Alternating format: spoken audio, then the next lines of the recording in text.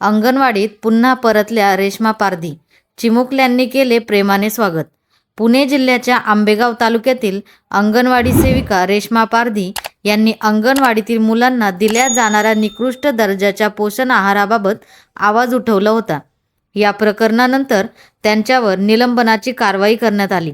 मात्र त्यांनी मांडलेल्या मुद्द्यांचा आणि संपूर्ण प्रकरणाचा आढावा समोर आल्यानंतर त्यांना पुन्हा सेवेत रुजू करण्यात आले.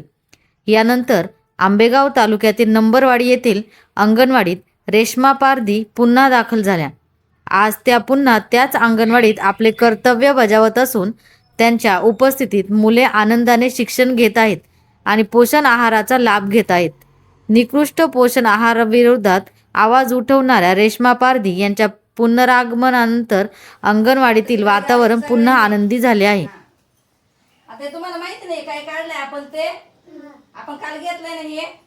हा इथं काय काढलंय मी किती येते इथं काय काढलंय काय येते किती येते हा इथं काय काढलंय मी त्रिकोण. त्रिकोणाला कोण किती असतात 3 1 2 3. हे काय आहे 1 2 3 4.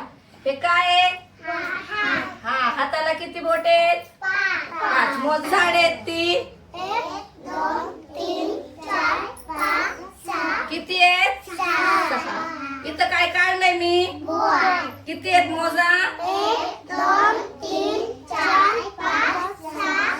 किती आहेत 6. इथं काय काढलंय 2 3 4 5 6 7 किती आहेत 8. इथं काय काढलंय किती आहेत 1 2 3 4. किती आहेत 9. आणि इथं काय आहे मोजा 1 2 3 4 5 6 7 8 9 10. बस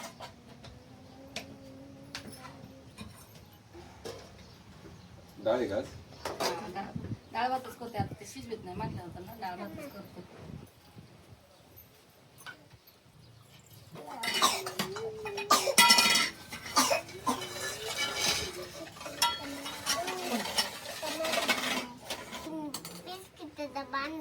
हा ना कुणी आणले बिस्किट नाही प्लास्टिकचं.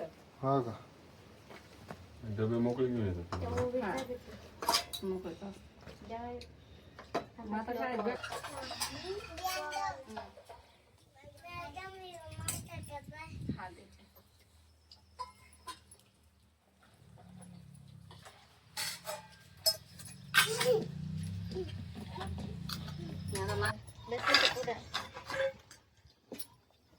तरी आज कमी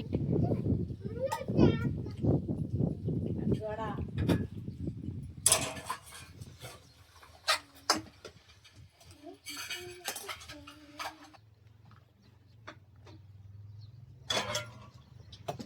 बाळा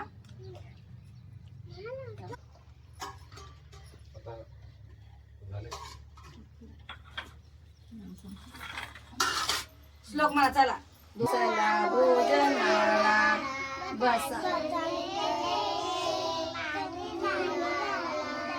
नका मागू काही अदाशीपणाने नका टाकू काही करा स्वच्छ पाने.